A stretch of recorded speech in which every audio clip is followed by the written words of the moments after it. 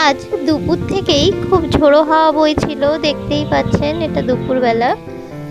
তো বিকাল হতেই অল্প অল্প বৃষ্টি শুরু হয়েছে, আর এখন সন্ধ্যাবেলা প্রচণ্ড বৃষ্টি হচ্ছে, তার সাথে বিদ্যুৎও চমকাচ্ছে। আর এই সময় ভাবছি একটু কিছু বানিয়ে নিই। তো আমরা আজকে বানাতে চলেছি মুসুর ডালের পকোড়া বা মুসুর ডালের বড়াও বলা যায়।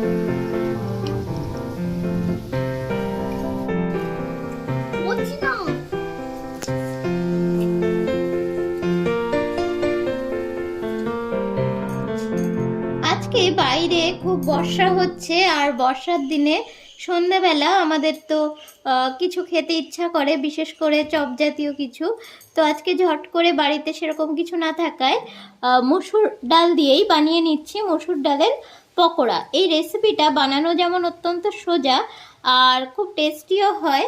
তো এই রেসিপিটা বানাতে যে উপকরণগুলো আমাদের লাগছে: মসুর ডাল, এটা পেঁয়াজ কুচি, আদা বাটা, রসুন বাটা, কাঁচা লঙ্কা কুচি, এখানে কুচিয়ে রাখা হয়েছে পাকা লঙ্কা, আর লাগছে লবণ, হলুদ, চিনি, লঙ্কার গুঁড়ো, জিরে গুঁড়ো, ধনে গুঁড়ো, আর এটা ভাজবো সাদা তেল দিয়ে। এখানে আমি 300 গ্রাম মসুর ডাল নিয়ে নিয়েছি, আর এটাকে ভালো করে ধুয়ে 1 ঘন্টা জলে ভিজিয়ে রেখেছিলাম, আর জলটাও ঝরিয়ে নিয়েছি। এবার এটাকে মিক্সিতে দিয়ে বেটে নিতে হবে। এবার মিক্সিতে ব্লেন্ড করে নেব। তো কিছুটা ডাল দেখুন দিয়ে দিয়েছি, আর সামান্য একটু জল দিয়েছি, বেশি জল কিন্তু এতে অ্যাড করছি না। দেখুন ডালটাকে সুন্দর করে মিক্সিতে বেটে নিয়েছি। এবারে দিয়ে দিচ্ছি কুচিয়ে রাখা পেঁয়াজ। এখানে 2টো মিডিয়াম সাইজের পেঁয়াজকে সুন্দর করে কুচিয়ে রাখা আছে, এটাকে দিয়ে দেওয়া হচ্ছে। এবার দিয়ে দেব কাঁচা লঙ্কা কুচি,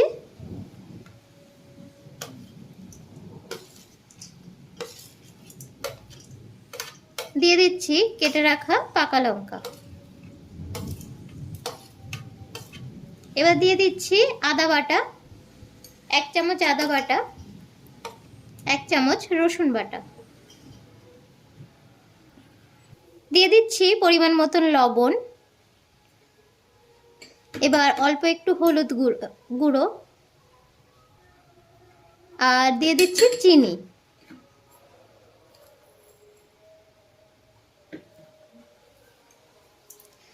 এবার দিয়ে দেব লঙ্কার গুঁড়ো, এটা অল্প পরিমাণেই দেব, 1/2 চামচ। দিয়ে দেব জিরে গুঁড়ো 1 চামচ,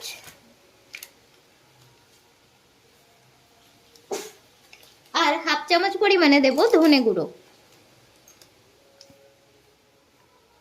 এবার সমস্ত উপকরণকে খুব ভালো করে মাখিয়ে নিতে হবে।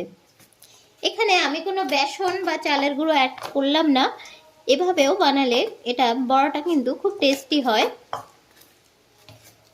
এবার সমস্ত উপকরণকে খুব ভালো করে আমরা মিশিয়ে নেব।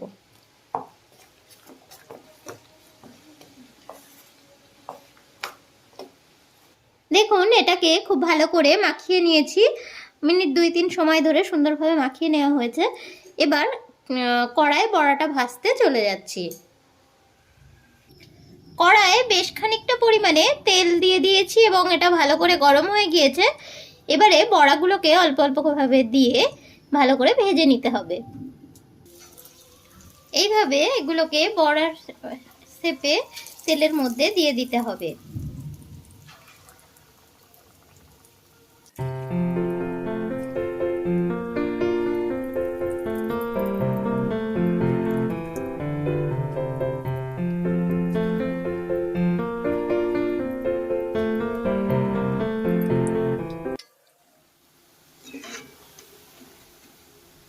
এগুলোকে এবার ভালোভাবে কিন্তু বেশ খানিকটা সময় ধরে উল্টে পাল্টে ভাজতে থাকতে হবে।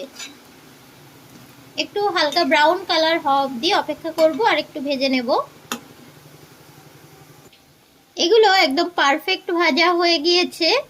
এবারে একটা প্লেটে এগুলোকে আমি তুলে নিচ্ছি।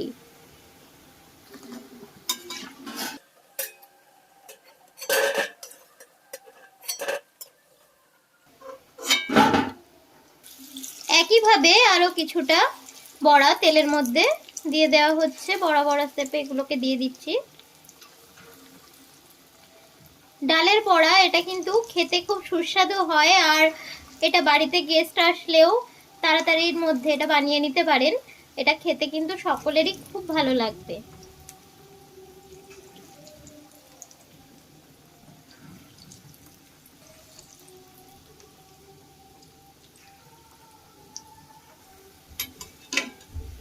এগুলোও দেখুন বেশ খানিকক্ষণ ধরে নেড়ে নেড়ে ভেজে নেওয়া হয়েছে। তো এবারে এগুলোকেও প্লেটে তুলে নেওয়া হচ্ছে।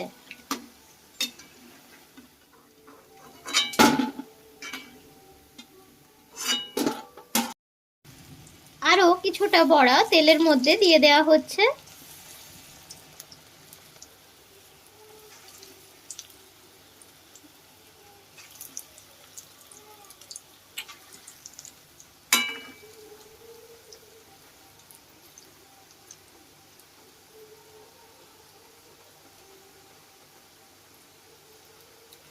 ডালের পকোড়া বা ডালের বড়া এই রেসিপিটা আপনারা অবশ্যই বাড়িতে একবার ট্রাই করবেন, আর ভালো লাগলে অবশ্যই আমাকে কমেন্ট করে জানাবেন।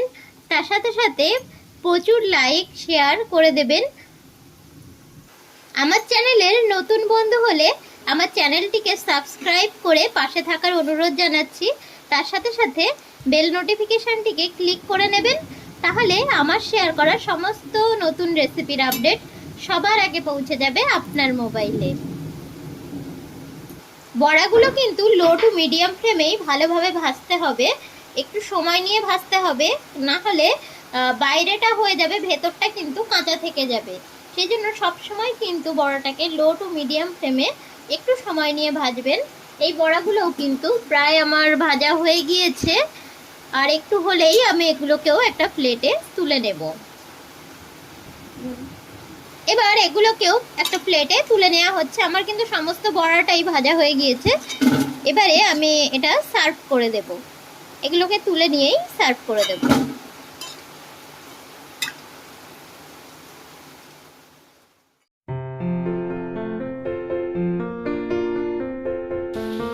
হ্যাঁ, টেস্টি হয়েছে খুব। একটু সস লাগাবে?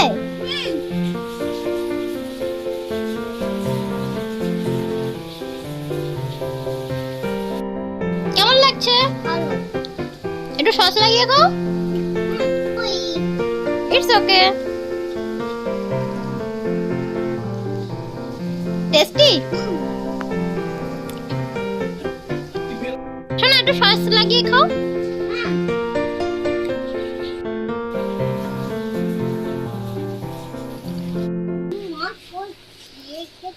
কেমন লাগছে? ভালো হয়েছে? টেস্টি?